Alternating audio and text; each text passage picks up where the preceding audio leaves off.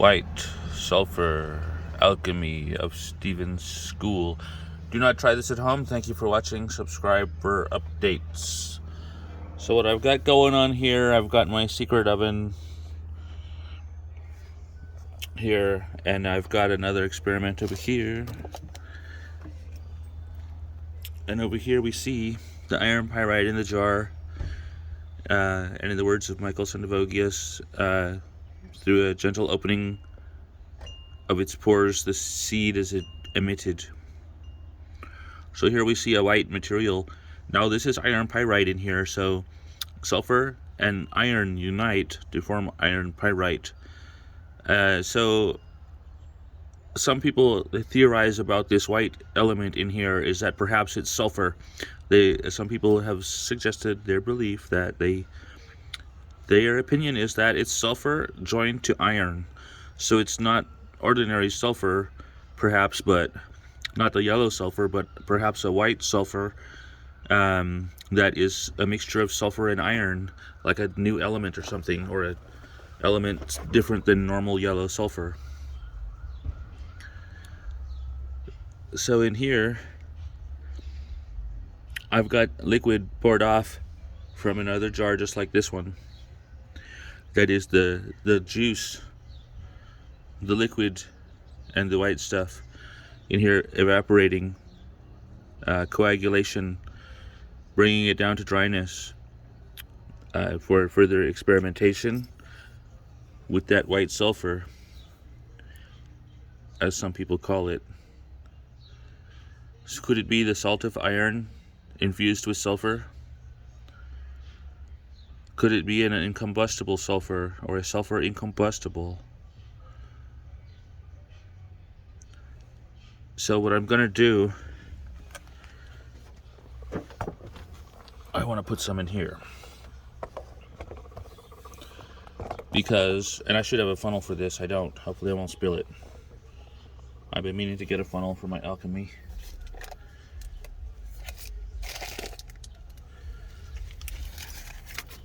But in the writings of Sandovogius, he suggests that the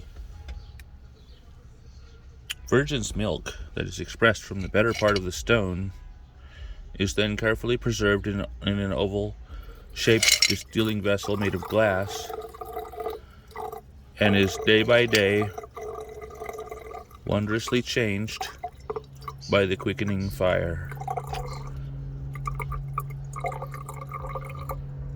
Other alchemical writings I've come across researching the secret water of alchemy, coming across the writings attributed to Artephius and John Pontanus, old alchemical writings.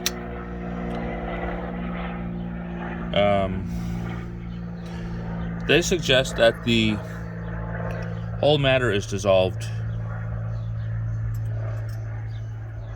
while other writings, such as Sandovogius, hint that perhaps the seed is emitted through a gentle opening of the pores, and that this virgin's milk is then carefully enclosed in an oval-shaped distilling vessel made of glass, and is day by day wondrously changed by the quickening fire. In the writings of Theophrastus Paracelsus, I remember he was talking about the different philosophers, the different alchemists, that they each had their own way, their own method, but that they all basically came to the same end. So I'm actually trying this a few different ways. I have tried it many ways over the years. So I've got this set at 75 degrees Celsius.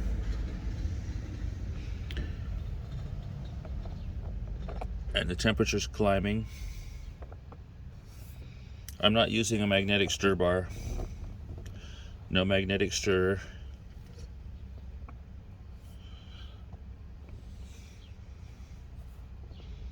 Now the tripod I'm using, I've been using my black tripod lately and it falls over.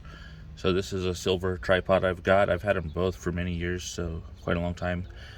I normally use the black one because it's taller and it's got a handle you can use to adjust the camera angle. This one doesn't. It's more simple and more primitive, but I've switched back to this tripod so that hopefully my camera won't fall over. And I'm turning it up to 85 degrees Celsius. The idea is to get this heated and cooking and to see the moisture evaporating away. So I remember in the writings of Michael Sindavogius, he talked about, or writings attributed to him, I should say, he spoke about, let it be nourished for twice 6 hours with a clear liquid until its limbs begin to expand and grow apace. Then let it be placed in a moderately dry or warm area until it has purged itself by giving out a thick steam or vapor. Now, to me, this describes what is going on here.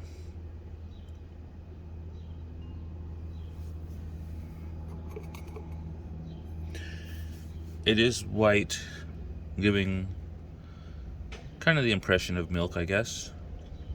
I would think that as it evaporates down and becomes more coagulated, the whiteness should become more pronounced.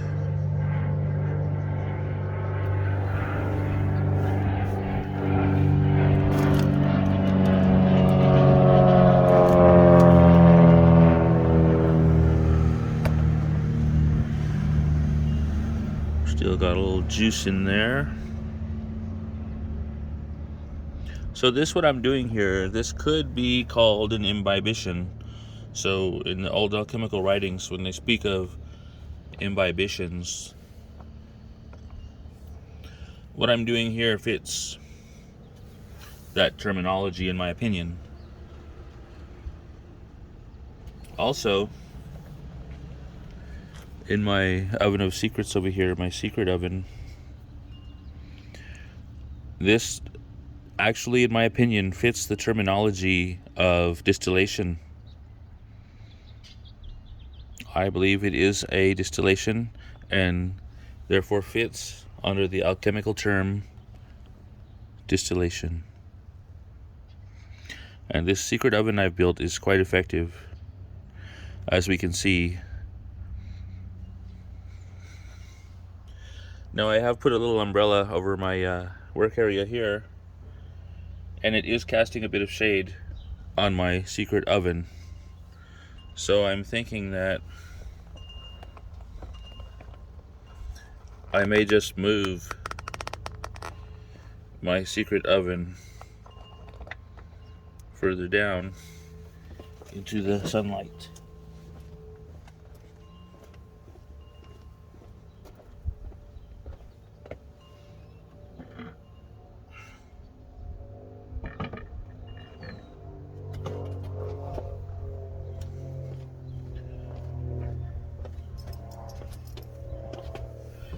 Might as well have full sun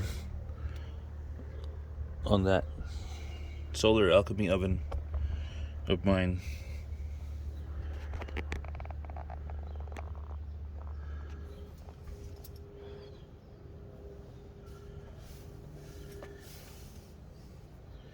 In the writings of Paracelsus, I remember reading his opinion that the redness was hidden within the whiteness. So,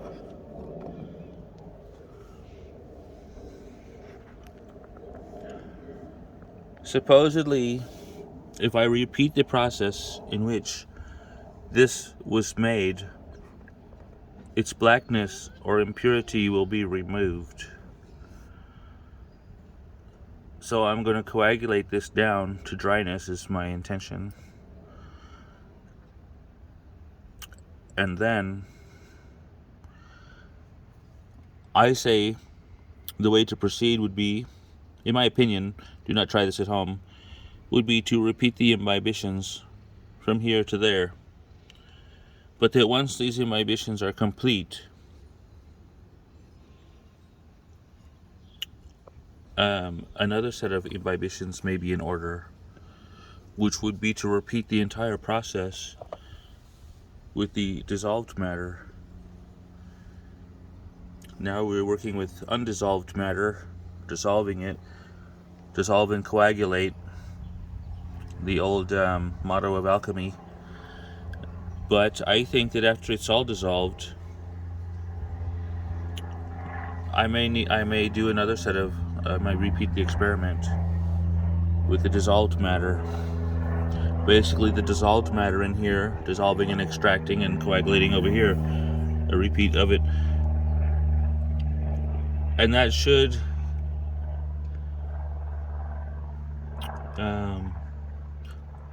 get it good and pure. I mean, in alchemy writings, I remember reading that the blackness hinders the fusion,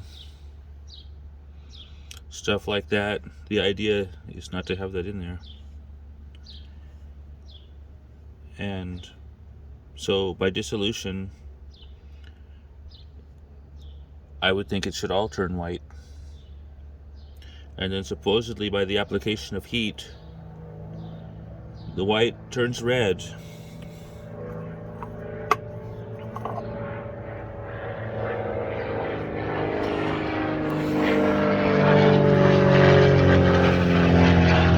You see the darkness?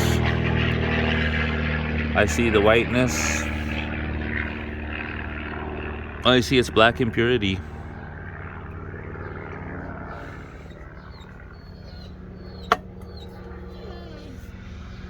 That's getting warm.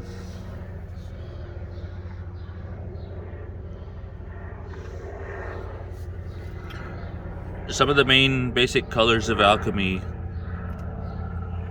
some people construe them as being black, white, red. Others call it black, white, yellow, red. Others mention the green lion. The green lion, known for its color. The green lion is very interesting.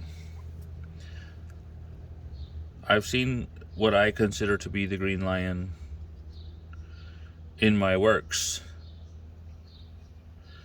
and I've discovered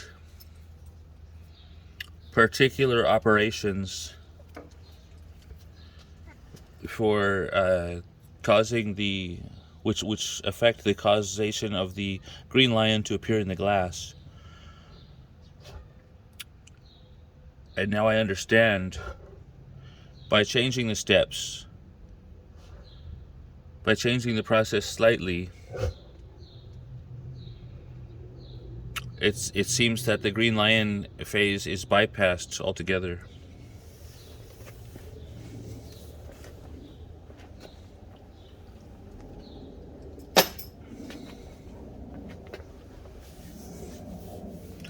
But I should be able to determine that by continuing this experiment, but it is what it looks like.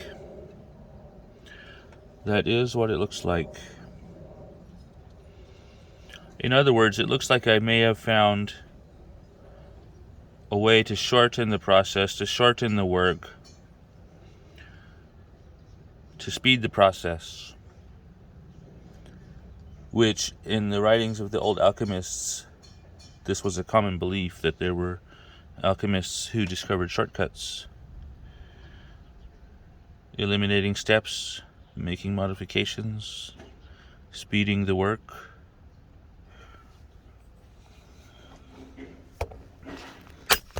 Yep. Alright. Technical difficulty. The camera snapped out of the tripod when I went to move it and reversed to the main screen, and now we've overcome that difficulty. Look at that whiteness. Is that alchemy at the phase of whiteness?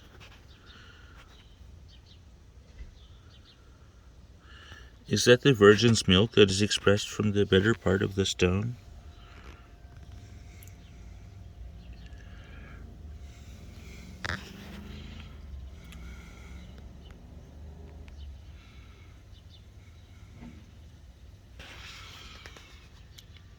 I'm at 85 degrees Celsius. It looks like the matter is starting to evaporate. I'm seeing little beads, little droplets in there forming around the neck of the glass.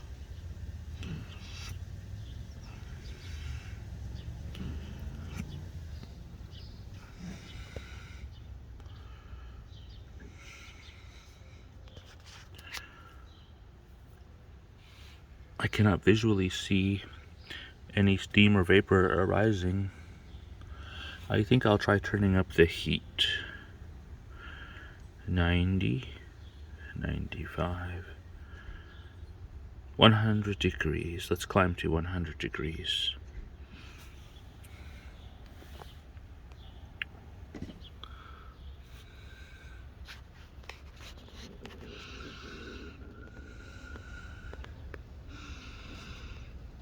Look at that white layer settling at the bottom.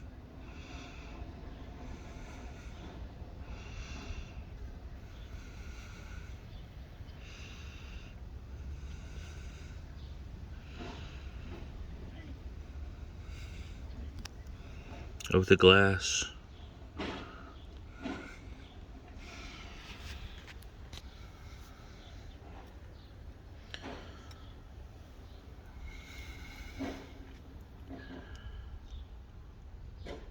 I thought I just saw a faint wisp of water vapor arise.